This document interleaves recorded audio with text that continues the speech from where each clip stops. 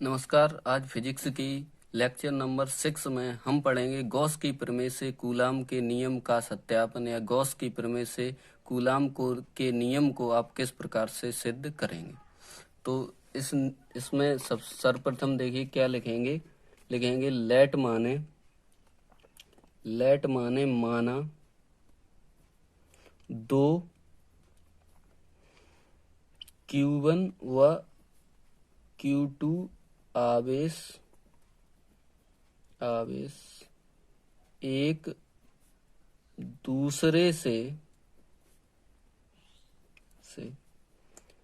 r दूरी पर स्थित हैं। Q1 आवेश गोलीय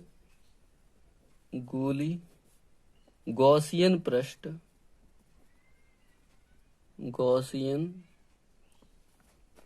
पृष्ठ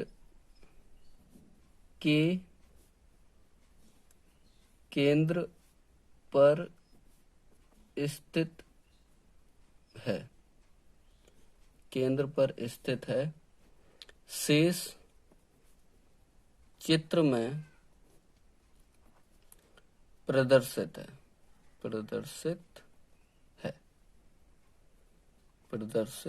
है। तो अब सबसे पहले हम गोलीय पृष्ठ बनाएंगे सर। चलिए अब गोलीय गॉसियन पृष्ठ बना रहे हैं। तो चित्र बनाने के लिए ये हमने बनाया एक गोलीय पृष्ठ। ठीक, ये बन गया आपका एक गोलीय पृष्ठ। अब इस गोलीय पृष्ठ के केंद्र पर देखिए, यहाँ पर इसका क्या होगा, केंद्र पर आवेश क्या है, Q1। इस आवेश इसे हमने डाल दिया O। केंद्र के Q1 आवेश से देखिए और एक आवेश क्या होगा, Q2, और इनके बीच की दूरी क्या होगी, R। ये कोई क्या होगा, पृष्ठ का कोई पृष्ठ बिंदु होगा जिसका हमने नाम डाल दिया P। और यहाँ से इसका एरिया वेक्टर क्या होगा, DS, और ये होगा वैद्युत क्षेत्र E। अब इसे सॉल्व करेंगे तो देखिए क्या लिखेंगे। सर्वप्रथम लिखेंगे गॉस की प्रमेय से। गॉस की प्रमेय क्या थी, phi equal to integration E ds बराबर Q अपॉन एप्सिलॉन 0। और यहाँ पर आवेश क्या है, Q1, तो यहाँ पर हो जाएगा Q1। तो देखिए क्या हो जाएगा, इंटीग्रेशन SE ds बराबर Q1 अपॉन एप्सिलॉन 0। वेक्टर हटाएंगे तो हो जाएगा integration SE ds cos theta is equal to Q1 upon epsilon 0।